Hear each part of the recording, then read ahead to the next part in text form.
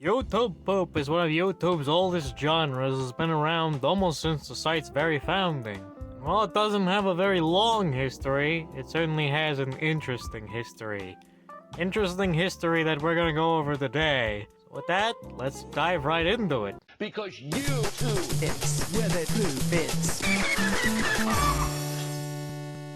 To truly understand YouTube poop, you first need to understand that YouTube poop is not one thing, it is many things stitched together. Kind of like Frankenstein.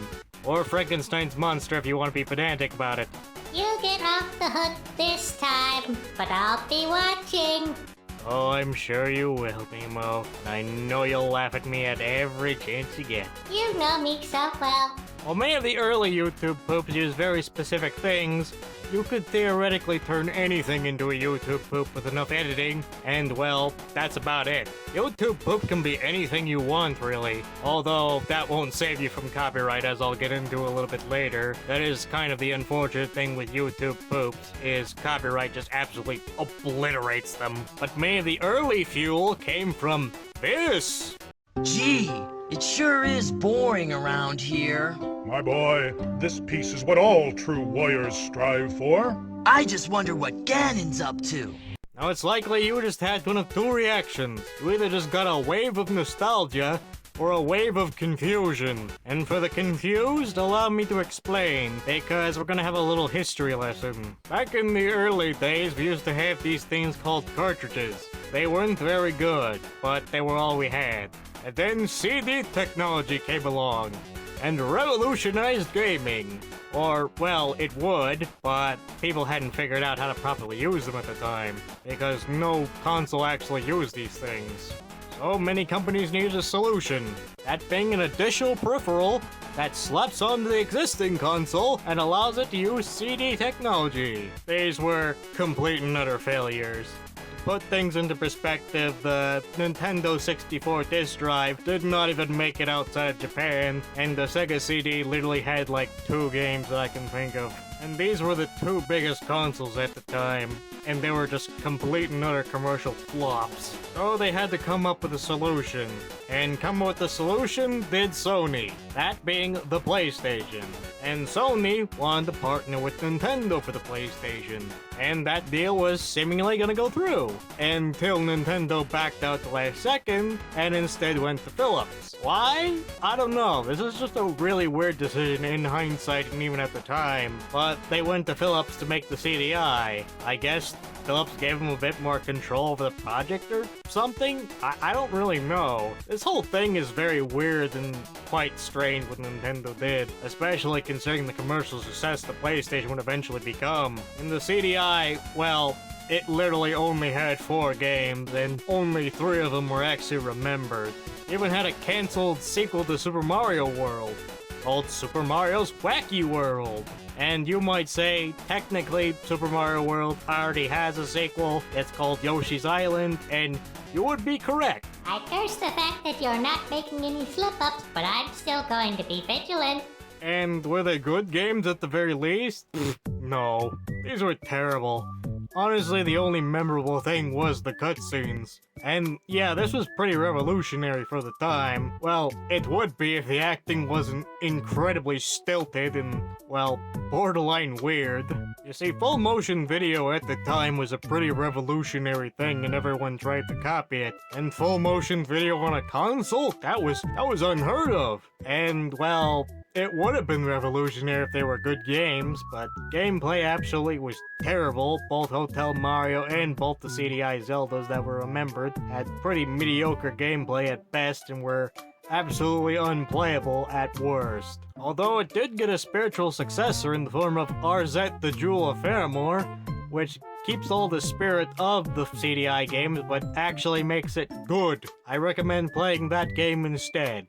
I mean, there's some decent line delivery sometimes. I mean, you got the, "My boy, this piece is what all true warriors strive for," which, I mean, it's not a bad line, but it's preceded by, "Gee, it sure is boring around here. I wonder what Ganon's up to. Yeah, there's a good reason Link never speaks in the mainline Zelda games. Well, that and the Zelda cartoon, I'm sure we could all use a little bit less of, well, excuse me, princess. And yeah, needless to say, the Philips CDI was an absolute commercial flop. It's also why Nintendo is very protective of their IPs. Nintendo basically never references this thing ever again, just out of pure shame for its existence. Well, I guess that's not entirely true. They did actually slightly reference it in Breath of the Wild, but only very minorly. They would just prefer if you forget this thing's existence. Although that said, they were great fodder for this kind of content. As the cutscenes were funny on their own, imagine what they can be done with remixes. Yeah, especially Hotel Mario. Can I just say, this is some of the weirdest audio mixing I've seen in a while. Like the music, the sound effects, like, just see for yourself.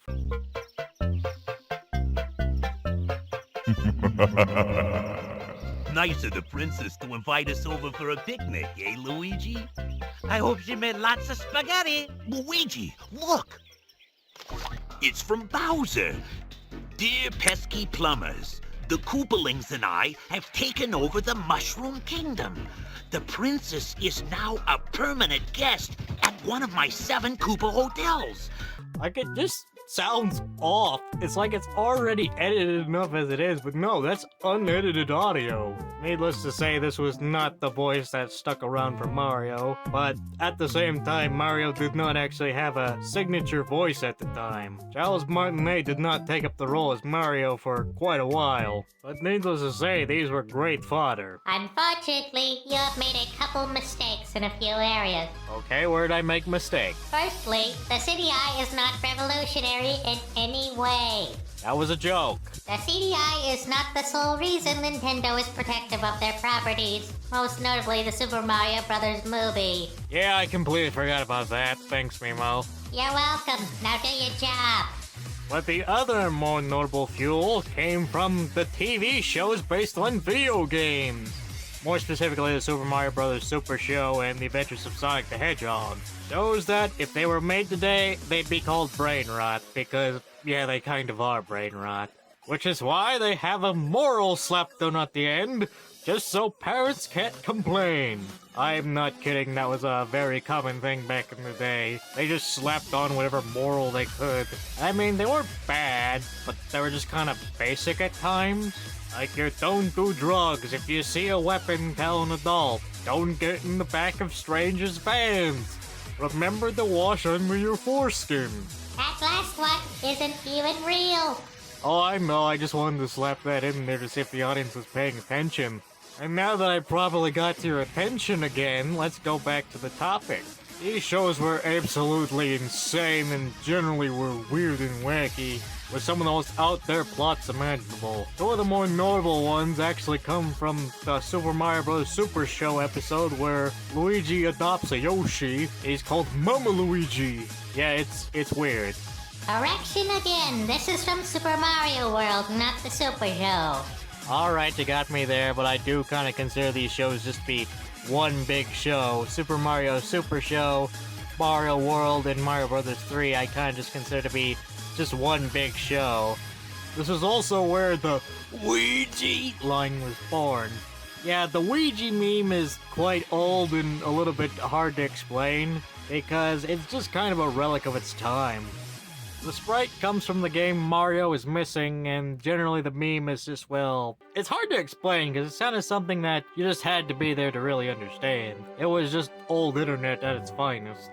Well, to be honest, there's a ton of out-of-context things you can take from the Super Show, especially my favorite being Captain Lou Albano's "If you do drugs, you go to hell before you die." I'm not kidding, that was an actual thing. I don't know why, but there's something just about that line that just forever sticks in your mind. Oh, the other one that transcended its own media is, well, Pingus. Well, actually the line is, "Snooping as usual, I see." But the way the actor delivers the line is incredibly strange. Like, just play the clip and see for yourself. Snooping as usual, I see.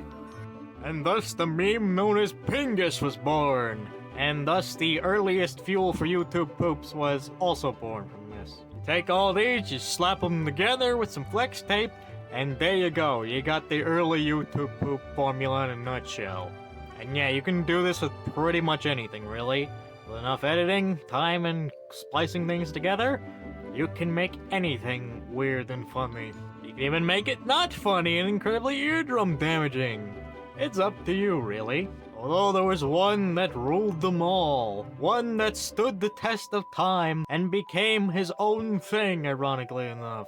That being Spingebill, or as he's called today, Freak Bob. This was kind of its own thing, and the whole SpongeBob YouTube poop genre was insanely weird and creative. You can definitely tell there was a lot of effort put into some of these, and some of the best actually do come from the SpongeBob YouTube poop scene. They were well known in their own regard. Oh, the other thing was notably Caillou. Why? Because nobody likes Caillou. Nobody. Not even children like Caillou. I fail to see why the hatred for such a bald child is prevalent. Oh, that's really easy, Mimo. He's just fucking annoying. Like a lot of actual children. Because yeah, that's why people hate Caillou. He's an actual annoying child. No one wants to see an annoying child on television, and no one wants to deal with it in real life.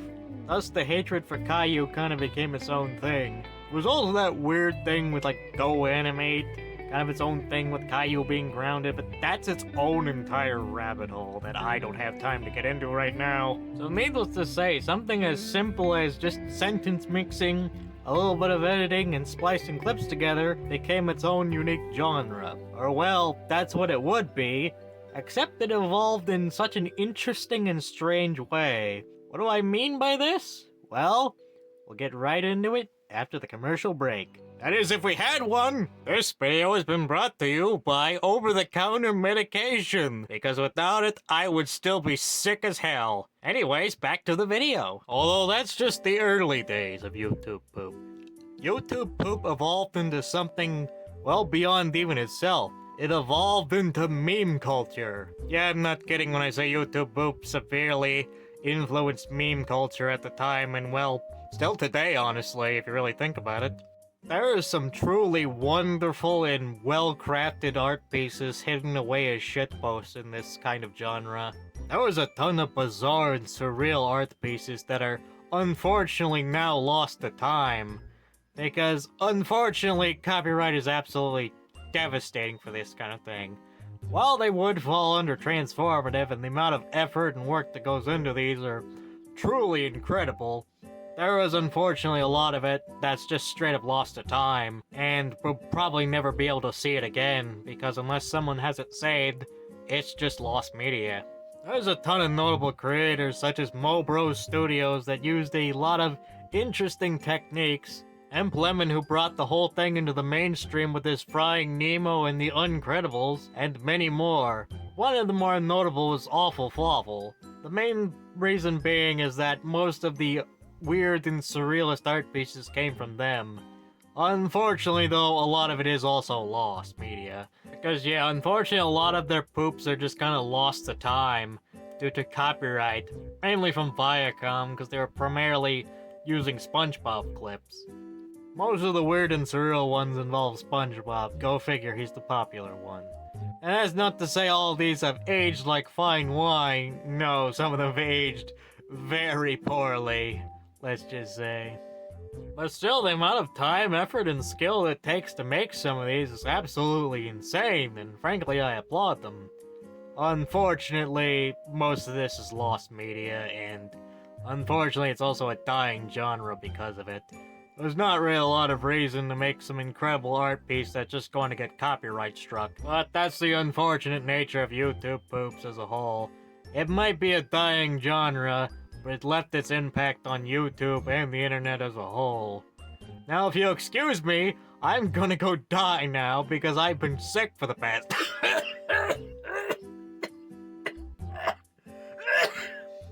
That's not a bit, by the way, that's me dying.